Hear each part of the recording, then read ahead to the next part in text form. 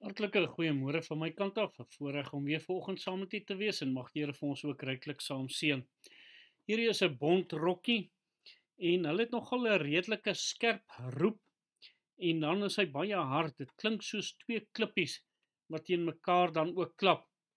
Hulle hou van oop habitat soos graslande en dan ook hoogtes soos bome en bo-op takke wat hulle redelik sal sit. En juis omdat hulle aktiewe jagters is, hulle jag insekte en duik gewoonlik dan op daardie insekte af en hulle sal dan redelik insekte vreet, vrugte en sade wanneer die insekte minder raak in die wintermaande. Net so 'n bietjie interessantheid rondom hierdie ou bondrokkies. Net so wil die Here ook vir ons sekere opdragte kom gee en hierdie opdragte moet nagekom word. Wanneer ons dit nie nakom nie, is ons ongehoorsaam aan die Here en verloor ons sekere voorregte wat die Here dan ook vir ons gee. Ons dink maar spesifiek aan Esau, waar die Here in Hebreërs 12 vers 16 en 17 vir ons sê: laat niemand 'n hoereerder wees nie of 'n onheilige soos Esau, wat vir een spysgereg sy eersgeboortereg verkoop het.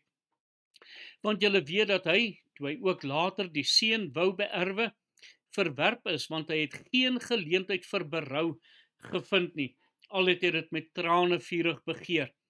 Ons verstaan ook uit hierdie hele saak, waar Isak dan ook vir Esau wou geseën het, en hy stuur vir hom veld toe, om dan ook 'n bokkie te gaan kry, en het gereed te maak, soos hy daarvan hou, en toe hy terugkom, was Jakob al reeds daar so by Isak gewees, en het hy reeds die seën dan ook ontvang, en dat Esau ook uitgeroep het, maar is daar nie nog 'n seën vir my oor nie? En sy vader sê, maar ek het alles wat ek kon, het ek vir Jakob dan ook gegee. Hoekom? Omdat hierdie man sy eersgeboortereg het hy verkoop vir 'n pot lensiesop. En die sleg daarvan is, die eersgeboortereg behoort juis aan die eersgeborene. Dit het 'n groot verantwoordelikheid en dan ook regte wat dit vir daardie eersgeborene dan ook inhou. Teenoor sy familie, maar teen ook God ook. Hoekom? Want God het dan in Eksodus 13 ook kom leer dat daardie eersgeborene is afgesonder vir God. Eksodus 13 vers 2 sê juis: heilig vir my al die eersgeborenes. Nou weet ons, wanneer die Here praat van heilig, dan beteken dit afgesonder vir God. En so moes hierdie eersgeborene dan afgesonder gewees het vir die Here. En Esau kom en hy verkoop daardie eersgeboortereg wat God dan ook vir hom in gedagte gehad het. Verkoop hy dan, en dit maak dat daardie eersgeborene eintlik die verteenwoordiging van die Vader se sterkte en krag moet wees. Hy het dit verkoop, hy het dit weggegee. Daardie groot geestelike verantwoordelikheid wat op daardie persoon dan ook rus. En Esau het hierdie seën gesoek sonder die verhouding met God. Hierdie verhouding wat jy met God kan bou, en die seën wat daar uitvloei, wou Esau nie gehad het nie. Hy het nie ware berou gehad oor dit wat hy gedoen het nie.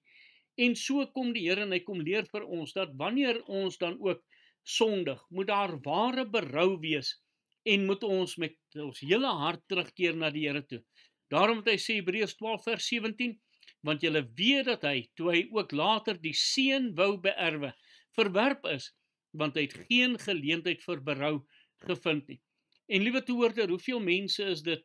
Hulle wil die seën van die Here geniet, sonder berou oor hulle sonde, sonder 'n werklike besef, dat daardie sonde my verwyder van God, en dat ek die seën van die Here deur sonde kan verloor.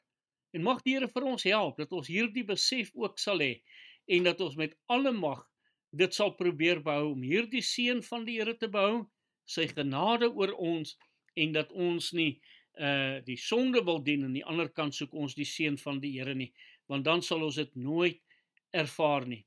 Kom ons bid saam. Here, dankie dat u seun vir ons aan die kruis gesterf het, vir ons sonde, dat daar berou oor sonde kan wees, en u kom leer dit ook vir ons, dat ons berou oor sonde moet hê, want dit verwyder ons van U. Amen.